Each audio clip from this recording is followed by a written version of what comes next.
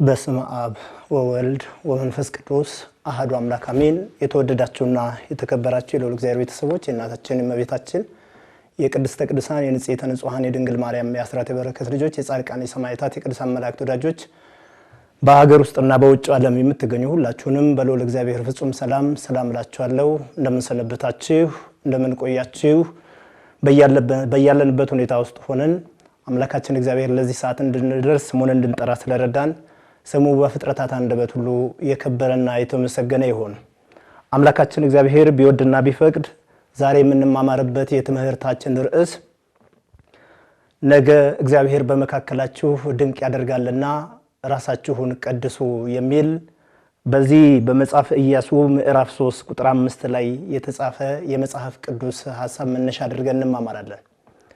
ይህንን ሐሳብ የተናገረው በብሔረ ኦሪት ዘመን ከነበሩ ከደጋግ አባቶች ሙሴን ተክቶ እስራኤልን ይመራ ዘንድ እግዚአብሔር የመረጠውና የቀባው ታላቁ ሰው ኢያሱ ወልደ ነዌ ነው።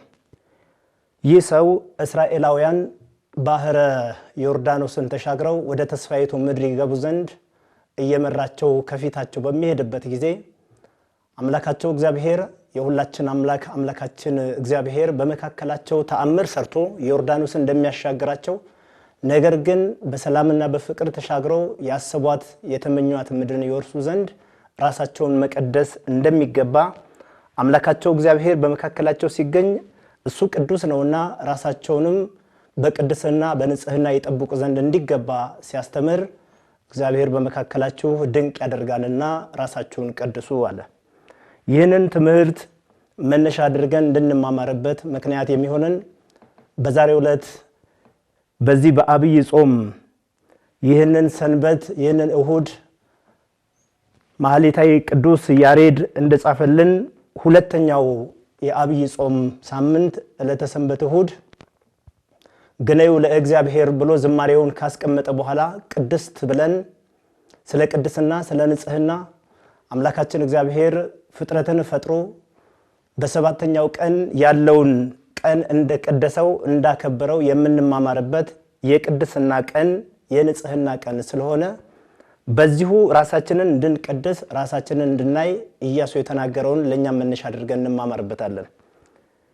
የነገር ሁሉ ባለቤት አምላካችን እግዚአብሔር ምስጢሩን ገልጾ የራቀውን አቅርቦ የረቀቀውን አጉልቶ እንዲያስተምረንና እንዲመክረን የእርሱ መልካም ፈቃድ ይሁንልን። ለዚህ ነው ይህንን ዕለት ቅድስት ብለን እንማማርበታለን።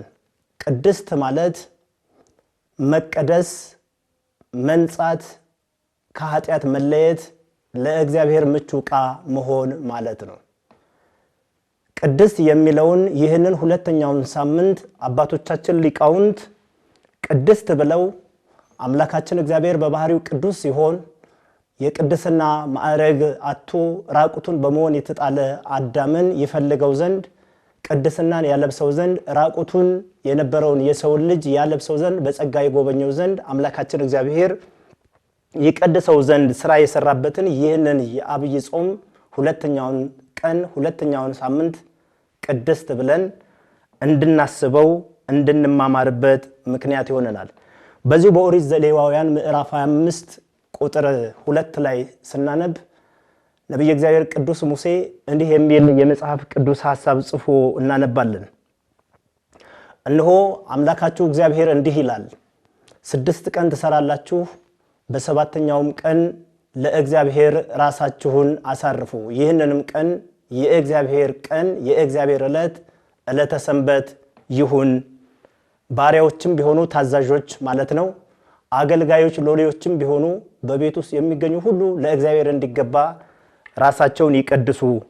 ለነሱም የእረፍት ቀን ይሁናቸው ይላል።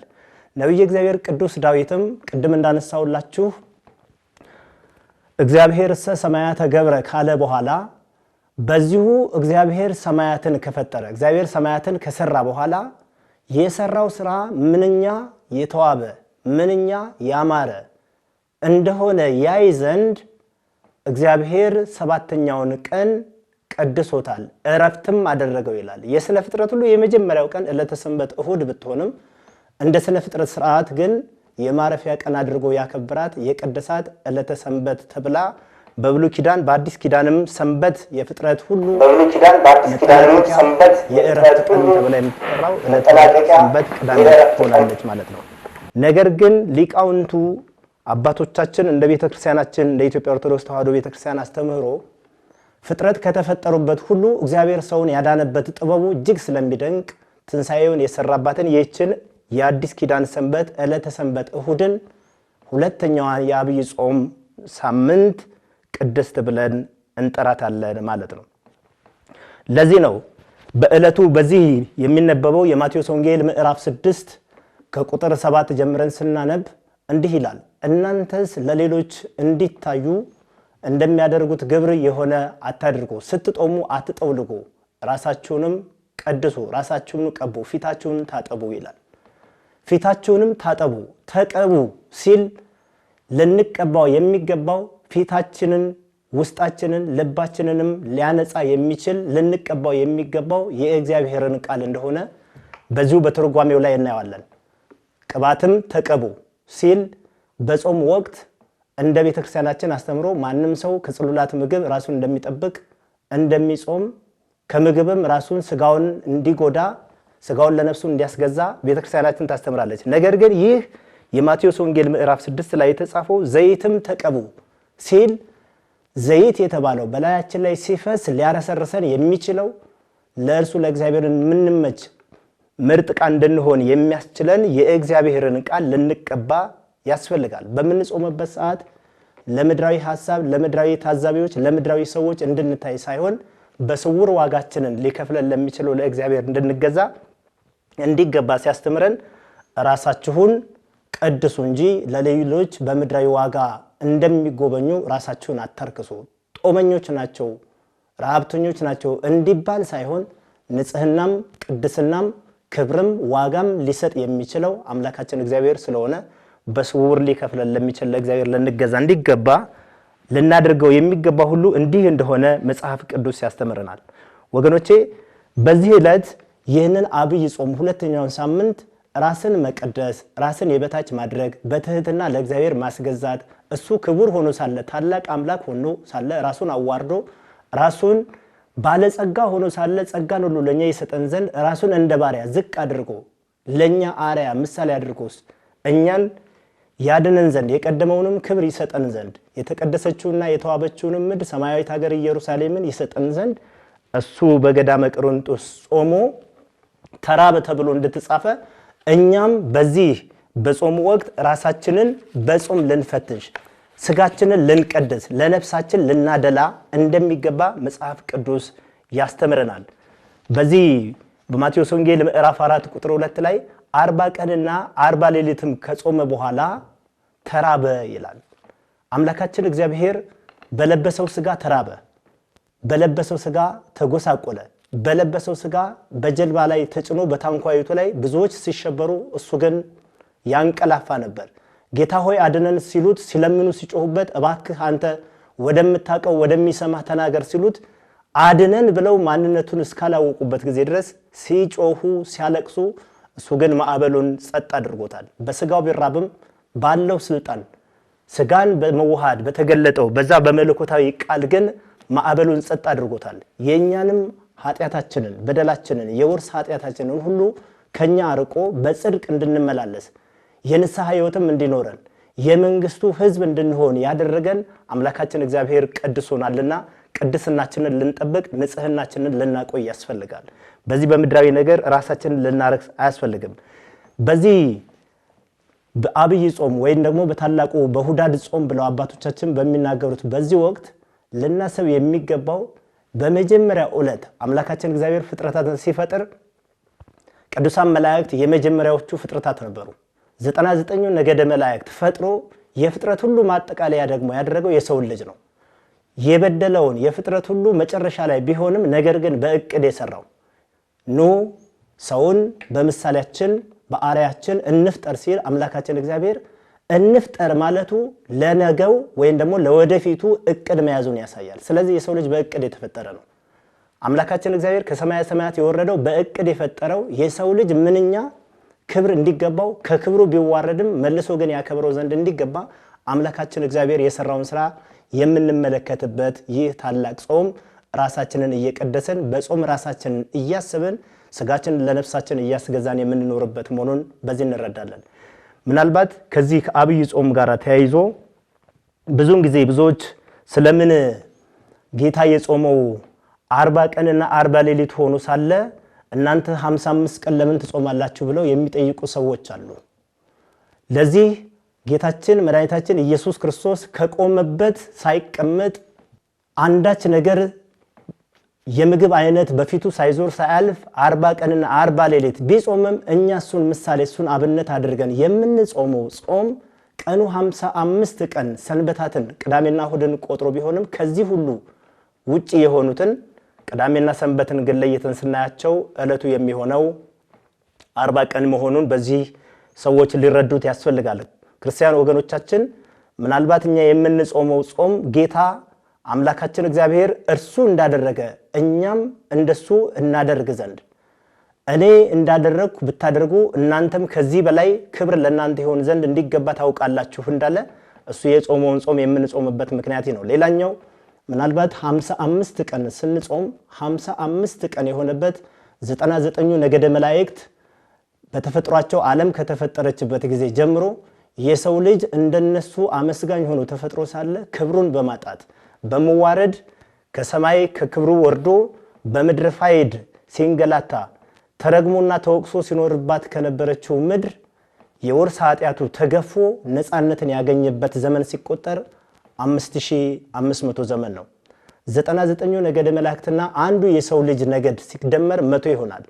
5500 ዘመንን ለ100 ነገድ ስናካፍል 55 ቀን ይሆናልና ለእያንዳንዱ እንዲገባቸው ክብር ያገኙበት ዘንድ ስለ ጠባቂዎቻችን ስለኛ እኛን ያሰማሩን ዘንድ ስለኛ ስለሚላኩት ደግነትን ቸርነትን ራስን ስለመቀደስ ሲባል ይህንን ታሳቢ አድርገን ቤተክርስቲያናችን እንድንጾም ታዘናለች። ምናልባት ከዚህ ጋር ተያይዞ ብዙ ሊነሱ የሚገባቸው ብዙ ከዚህ ጋር ተያይዞ ልንነጋገርባቸው የሚገቡ የመጽሐፍ ቅዱስ ሐሳቦችን ስናነሳ እንዲህ የሚል ሐሳብ ተጽፎ እናነባለን። ነብዩ እግዚአብሔር ቅዱስ ኢሳይያስ በዚህ በትንቢተ ኢሳይያስ ምዕራፍ 4 ቁጥር 1 ላይ ምዕራፍ 11 ቁጥር 4 ላይ ነገር ግን ለድሆች በጽድቅ ይፈርድ ዘንድ ለድሆች በመልካም ይፈርድ ዘንድ እንደመተላለፋቸው ያይደለ እንደ ቸርነቱ በበጎነት ለድሆች ይፈርድ ዘንድ አምላካችን እግዚአብሔር ወደዚህ ዓለም መጥቷል። ይሄንን ስናስብ በቸርነቱ ክብር እንኳን ጎሎን ሳለ እሱ በምህረትና በቸርነቱ ይቀድሰን ዘንድ ስለመጣ የቅድስና ሕይወትን እያሰብን የምንጾመው መሆኑንም ለዚህ ማስረጃ ይሆናል። ሌላኛው በዚህ በኦሪት ዘሌዋውያን ምዕራፍ 26 ቁጥር 2 ላይ አምላካችሁ እግዚአብሔር ፍጥረታትን ፈጥሮ ባረፈበት በዚህ ቀን እናንተም እንዲሁ ታደርጉ ዘንድ አምላካችሁ እግዚአብሔር አዟል እንዳለ እንዲሁ ዳግመኛ ከሰራናቸው ስራ እናርፍ ዘንድ የሰራናቸውንም እናስባቸው እንጎበኛቸው ዘንድ ለእግዚአብሔር እንዲመች እንቃኛቸው ዘንድ እንዲገባ የሥነ ፍጥረት ስራን ሰርቶ አምላካችን እግዚአብሔር እንዳረፈ የሥራዎች ሁሉ ማምሻ ማክተሚያ አድርጎ አርብን ቅዳሜን እንዳረፈባት ሁሉ እኛ ደግሞ ዕለተ ሰንበትን በእረፍት እግዚአብሔርን በማመስገን እግዚአብሔርን በማክበር ለኛ የሰራቸውን የከፈላቸውን ዋጋዎች እያሰብን በየጥቂቱ ወገባችንን ታጥቀን በጾም በጸሎት የምንተጋበት ይህ የአብይ ጾም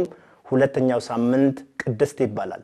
ሌላኛው ስለ ቅድስና ስናነሳ እንግዲህ እንደ መጽሐፍ ቅዱስ እንደ ቤተክርስቲያናችን አስተምህሮ አንደኛ ሰንበት ቅድስት ትባላለች። ሁለተኛ እመቤታችን ቅድስት ድንግል ማርያም የአምላክ ማደሪያ ሆና በንጽህና በቅድስና ለሌሎች ሁሉ ምሳሌ ተደርጋ የምትነገር እመቤታችን ቅድስት ድንግል ማርያምንም በንጽህና በቅድስና ልንመስላት እንዲገባ የምንማማርበት ወቅት ነው።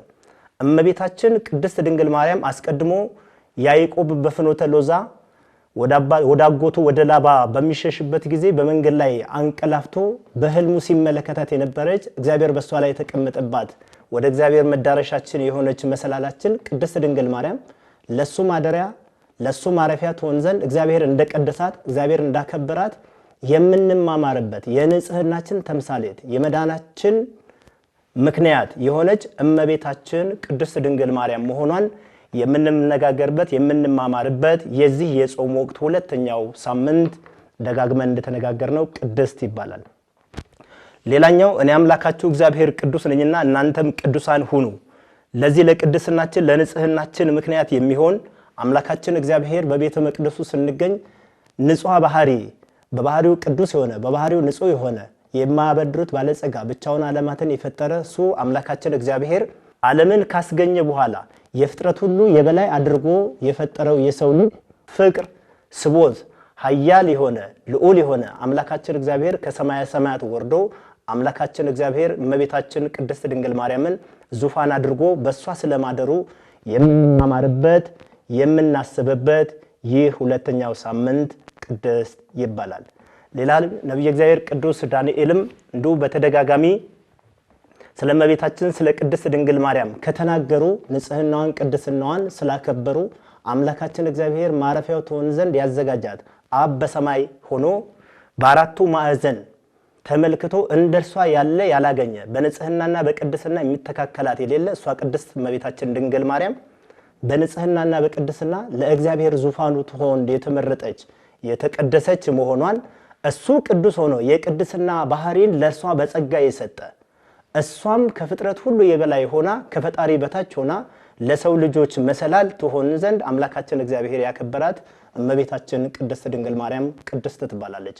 ቅድስት የሚለው በሴት አንቀጽ የሚጠራ ሲሆን ቅዱስ ብለን ስንጠራ ለወንድ አንቀጽ ይሆናል። ቅድስት ያለበት በቅድስና በንጽህና በርህራሄ እጅግ የሚታወቅ አምላካችን እግዚአብሔር ከናትም በላይ የሆነ ቅድስናውን ባህሪውን በሴት አንቀጽ ጠርተን ከእናት በላይ የሆነልን እናት ብትወድ ለልጇ ምግብ ትሰጣለች። እናት ብትወድ ልጇን ልብስ ታለብሳለች። እናት ብትወድ ልጇ ሲወድቅ ልጇን እያነሳች እያለቀሰች አብራ ልታነባ ትችላለች።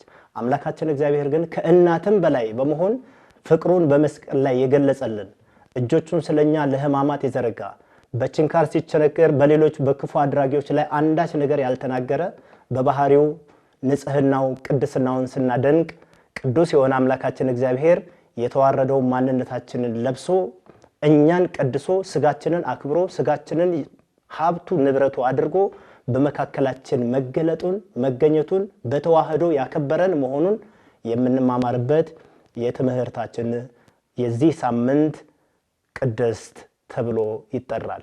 ወገኖቼ እንግዲህ በዚህ ርዕሰ ጉዳይ ላይ ልናስበው ልናውቀው የሚገባው የምንጾመው የምንቀደሰው ከውጫዊ ከአፋዊ ማንነታችን ብቻ ሳይሆን ውስጣዊ ልባችን ራሱ በንጽህናና በቅድስና እግዚአብሔርን የሚያከብር ለእግዚአብሔር የሚገዛ በንጽህናና በቅድስና ለእግዚአብሔር የሚመች ማንነትን ልናዳብር ያስፈልጋል። ቁርሳችንን እየጾምን በምሳ ሰዓታችን ቁርሳችንን ጨምረን የምንበላ ሳይሆን ያለንን የተረፈንን እንደኛው የእግዚአብሔር ቤተ መቅደሶች ሆነው በስላሴ አምሳል የተፈጠሩ እንደኛ ግን በቀን አንድ ሊመገቡ የማይችሉ ሰዎችን ልናስብ ያስፈልጋል። ጾማችን የበረከት ሊሆን የሚችለው ጾማችን የቅድስና ሊሆን የሚችለው ጾማችን በእግዚአብሔር ፊት ሊደርስ የሚችለው ይሄንን ስናደርግ ነው። የምናካፍል ከሌሎች ጋራ እኩል ሰው መሆናችንን የስላሴ ባሪያ የስላሴ ሕንፃ የስላሴ ቤተ መቅደስ እንደኛው ሆኖ ሳለ በዚህ በምድራዊ ነገር ከኛ እንኳን አንሰው በየቦታው ቢጣሉ ስለነሱ የምናስብ ስለዓለም ሁሉ የሚገደን ቅዱስ አምላካችን እግዚአብሔር ለሁሉ እኩል ዋጋ የከፈለ በመሆኑ ስለሁሉ ስለ ወገኖቻችን የምናስብበት የምንጾምበት የምንጸልይበት ሊሆን ያስፈልጋል። ቅድም እንደተነጋገርነው ቅዱስ ማቴዎስ ወንጌላዊው እንደነገረን እኛ በመንጾምበት ጊዜ ለሌሎች እንደሚታዩ ጾመኞች እንደሆኑ ስለሚገልጡ በየመንገዱ እየሄዱ እኛ ጾመኞች ነን እንደሚሉት ራሳቸውን ከመድራዊ ዋጋ እንዲያገኙ እንደሚያዘጋጁት ያይደለ በመንጾምበት ጊዜ አምላካችን እግዚአብሔር ወደ ምድር በሄድ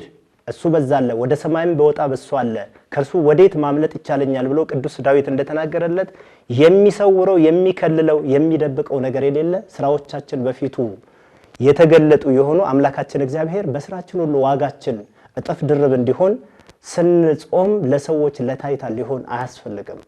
ራሳችንን ልንገዛ ያስፈልጋል። ስለምንበላውና ስለምንጠጣው ሊገደን ያስፈልጋል። ይልቅ እናንተ ስለምትበሉትና ስለምትጠጡት ስለምትለብሱት ነገር ከቶ አትጨነቁ። ይሄንንስ እናንተ የሚገባውን መንግስቱና ጽድቁን አስቀድማችሁ ፈልጉ እሺ። ስለምትበሉትና ስለምትጠጡት ግን እሱ ይጨመርላችኋል። ተጨማሪ ነገር መሆኑን ልናውቅ ያስፈልጋል። ስለዚህ አምላካችን እግዚአብሔር በወደደና በፈቀደ ራሳችንን እንድንቀድስ አምላካችን እግዚአብሔር በመካከላችን ድንቅ ያደርግ ዘንድ ጥላታችንን ዲያብሎስን አስሮ እኛ ነፃነትን ይሰጠን ዘንድ ፋሲካችን ክርስቶስ እሱ ታርዶ እኛ ነፃነትን ያገኘንበትን ይህንን ጾም በፍቅርና በሰላም በአንድነትና በንጽህና በቅድስና ልንጎበኘው ልንኖረው ያስፈልጋል። መንፈሳዊ እድገታችን ፍጹም የሚያስደስት በእግዚአብሔር ዘንድ ተቀባይነት ያለው እንዲሆን ራሳችንን ልንቀድስ ራሳችንን ልናነጻ በመንፈሳዊ አገልግሎታችን እግዚአብሔርን ወደ መምሰል ጸጋ እንድናደርግ ስራዎቻችን ሁሉ የተቃኑ የተቀደሱ እንዲሆኑ አምላካችን እግዚአብሔር መልካም ፈቃዱ ይሁንልን። ጾሙን የሰላምና የፍቅር የበረከት እንዲያደርግልን ሀገራችን ኢትዮጵያን በጽኑ ሰላም እንዲጠብቅልን ቤተክርስቲያናችንን እንዲያጸናልን እኛም በመግባር በሃይማኖት እንዲያጸናን የእርሱ አምላካችን የልዑል እግዚአብሔር መልካም ፈቃዱ ይሁንልን። ይቆየን።